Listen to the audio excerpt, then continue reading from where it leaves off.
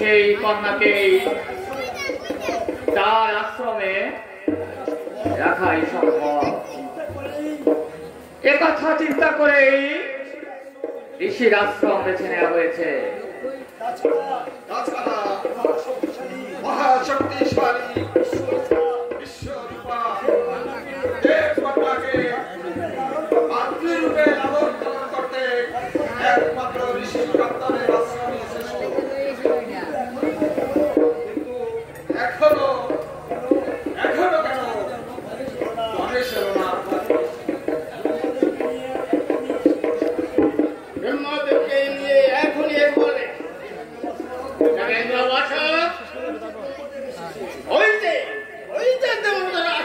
এসেছে। আসুন আসুন দেব, আসুন গ্রহণ করুন। সুস্বাগতম সুস্বাগতম। এই হেতু দেবতা করে এই অন্ধকার সভার আয়োজন। দেবতাগণের রাষ্ট্রের বিপন্ন প্রায় স্বর্গরাজ্য শূন্য হতে চলেছে। দেব দেবীগণ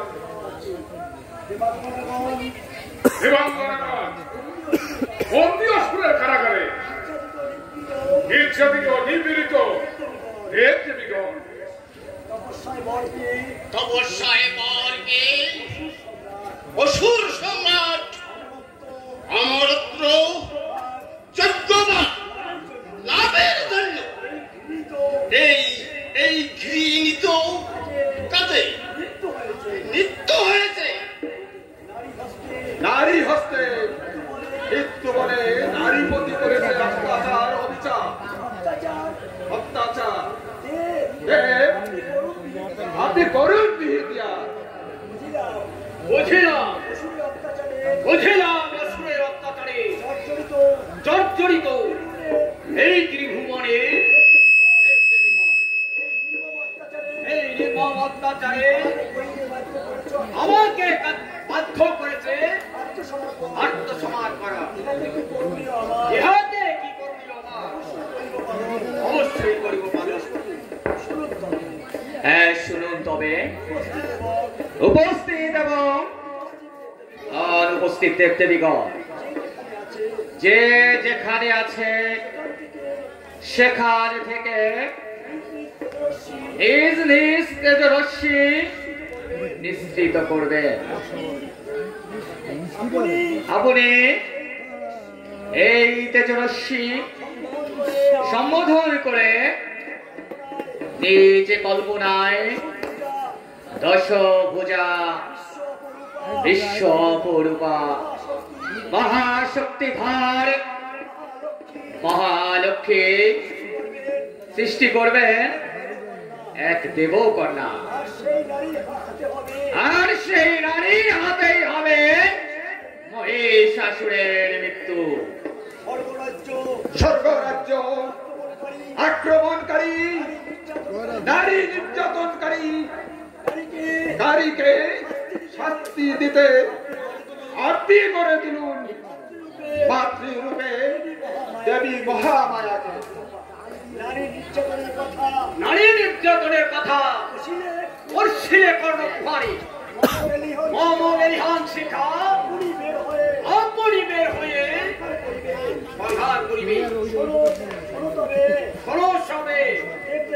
দেব দেবীগণ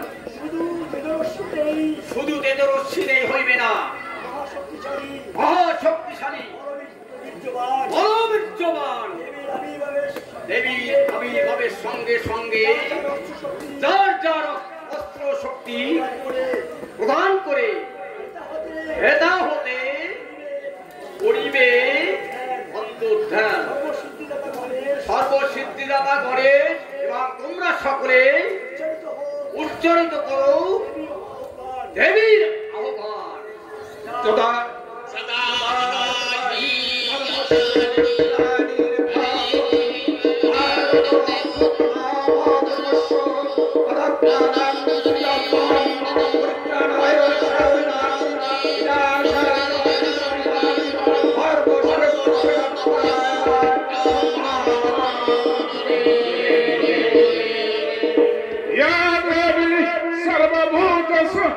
মাতৃরূপেণ সংস্থিতা নমস্তস্যৈ নমস্তস্যৈ নমস্তস্যৈ নমো নমঃ ইয়া দেবী সর্বভূতেষু শক্তিরূপেণ সংস্থিতা নমস্তস্যৈ নমস্তস্যৈ নমস্তস্যৈ নমো নমঃ